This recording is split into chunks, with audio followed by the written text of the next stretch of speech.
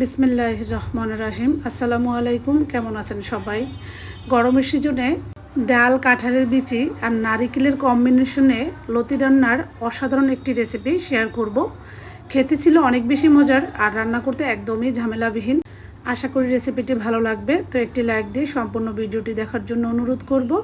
তো ওর জন্য এখানে প্রথমে আমি 1 কাপ সরিষার তেল দিয়েছি, সেখানে 2 টেবিল চামচ রসুন থেতো করে নিয়ে 1 মিনিটের মতো ভেজে নিয়েছি। আর দিয়ে দিচ্ছি 1 কাপ পেঁয়াজ কুচি। তো এরপরে পেঁয়াজ এবং রসুনটাকে আমি একদম খুব ভালো করে ভেজে নিব, মানে যতটা সময় নরম হতে লাগে অতটা সময়ই ভাজতে হবে। যখন নরম হয়ে এসেছে ওই পর্যায়ে আমি এখানে বাকি মশলা অ্যাড করব। তো এখানে 1 চা চামচ আদা রসুন বাটা, এটা ডিপ ফ্রিজে সংরক্ষণ করা ছিল, সেটা দিয়েছি স্বাদ মতো লবণ দিয়ে এখন আমি সব কিছু আবারও 1-2 মিনিটের মতো ভেজে নিব। মানে আদা রসুনের কাঁচা গন্ধটা যাওয়া পর্যন্ত ভেজে নিতে হবে। এরপরে মশলাটা যাতে পুড়ে না যায় সেজন্য এখানে 4 টেবিল চামচের মতো পানি দিয়েছি 1/2 টিস্পুন হলুদ আর 1 চা চামচ লাল মরিচের গুঁড়া। এখানে আর কোনো মশলা ব্যবহার করব না, চাইলে আপনারা একটা তেজপাতা দিতে পারেন, তাহলেও কিন্তু খেতে ভালো লাগে। তো আমার মনে ছিল না, আর এটাই মিস্টেক হয়েছে আমার আজকে লতি রান্নায়। যাই হোক, এরপরে আমি এখানে ওই যে বুটের ডাল মানে আগে থেকে ভিজিয়ে সেদ্ধ করে দিয়েছি 1/2 কাপেরও কম, আর দিয়েছি মসুরের ডাল, মুগের ডাল আর হচ্ছে খেসারির ডাল, সেটা সব মিলিয়ে 1/2 কাপের চেয়ে একটু বেশি হবে। দিয়ে এখানে দিয়েছি কাঁঠালের বিচি 1 কাপ, মাঝখান দিয়ে একটু ফেরে কাঁঠালের বিচিগুলো দিয়েছি। আর দিয়েছি 4-5টা মানে ফালি করে নেওয়া কাঁচামরিচ দিয়ে এখন আমি সব কিছু 2-3 মিনিটের মতো মিডিয়াম আঁচে ভেজে নিয়েছি। যখন ডালের কাঁচা গন্ধটা চলে গিয়েছে ওই পর্যায়ে এখানে 1/2 কাপের মতো পানি দিয়েছি। পানিটা দিয়ে নেড়ে চেড়ে ঢাকনা দিয়ে ঢেকে ডালগুলো 80% সেদ্ধ হওয়া পর্যন্ত রান্না করব। তো চুলার জাল মিডিয়ামে রেখে ঢাকনা দিয়ে ঢেকে ডালগুলো আমি 80% সেদ্ধ করে নিয়েছি। এখন আমি ভালোভাবে নেড়ে চেড়ে দিয়ে দেব পরবর্তী উপকরণ, মানে লতি। এটা হচ্ছে শোলা কচুর লতি।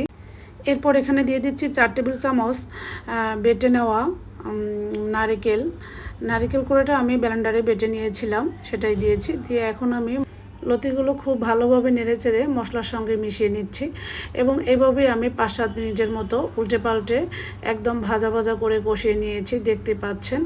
তো এরপরে এখানে আমি লতিগুলো সেদ্ধ হওয়ার জন্য পানি দিব।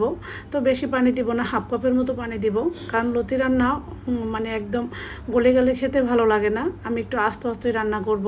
আর আপনারা যদি গলিয়ে রান্না করতে চান তাহলে এখানে 1 কাপের মতো পানি দিবেন। এই তো পানিটা দিয়ে আমি ভালোভাবে নেড়ে চেড়ে এখন ঢাকনা দিয়ে ঢেকে কিছুক্ষণ রান্না করব।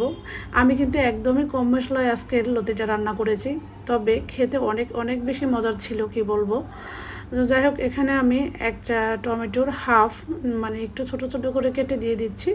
এটা আমার ডিপ ফ্রিজে সংরক্ষণ করা ছিল। অনেক সময় দেখা যায় লতিতে মানে গলা চুলকায়, সেটা আর চুলকাবে না, যে কোনো টক ব্যবহার করলে সেটা ঠিক হয়ে যায়। চাইলে তেঁতুল অথবা লেবুর রস বা কাঁচা আম দিতে পারেন। তো আমার কাছে সেগুলো ছিল না, তাই আমি টমেটো দিয়ে দিয়েছি।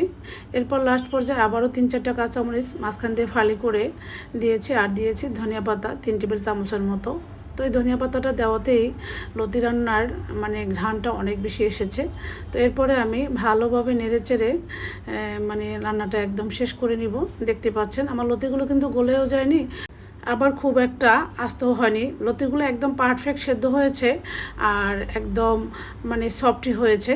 এভাবে লতি রান্না করলে খেতে সবচেয়ে বেশি বেস্ট হয়। তো আমার কাছে খুবই ভালো লেগেছে। তো সবাই পছন্দ করে আজকে দুপুরবেলা এটা দিয়ে ভাত খেয়েছে। তো আশা করি আমার আজকের লতি রান্নার এই সহজ রেসিপিটি আপনাদের কাছে অনেক বেশি ভালো লেগেছে। যারা আমার চ্যানেলে একদমই নতুন এসেছেন, ভিডিওর কোনো অংশ যদি আপনাদের কাছে একটু হলে ভালো লেগে যায়, প্লিজ সাবস্ক্রাইব করে পাশেই থেকে যাবেন। ইদানিং দেখছি আমার নতুন নতুন আপু ভাইয়ারা সুন্দর সুন্দর কমেন্ট করে আমাকে উৎসাহ জাগিয়ে তোলে। আমি সত্যি তাদের প্রতি অনেক বেশি কৃতজ্ঞ এবং তাদের জন্য আমার মন থেকে দোয়া এবং ভালোবাসা থাকবে। প্লিজ আপু ভাইয়েরা এভাবেই সবাই পাশে থাকবেন। তো এই তো আমার লতি রান্না হয়ে গিয়েছে, এখন আমি ছাড় করে নিব। সত্যি চিংড়ি মাছ ছাড়াও ডাল দিয়ে লতি রান্না করে অনেক বেশি টেস্টি হয়।